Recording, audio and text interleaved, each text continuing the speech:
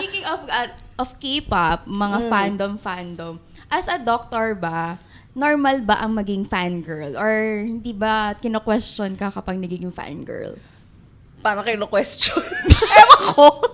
Parang kino-question na, fan ka pala ng ganyan. Hindi, pero actually, parang,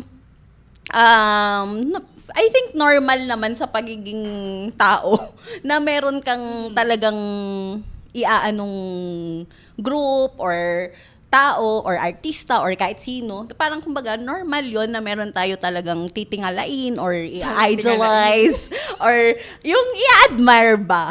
So, sa kahit saang ano naman siya, kahit saang aspect, kung ba pwede siyang artista, pwedeng politiko. Ba't ako natawa? Sorry. Hindi ko alam.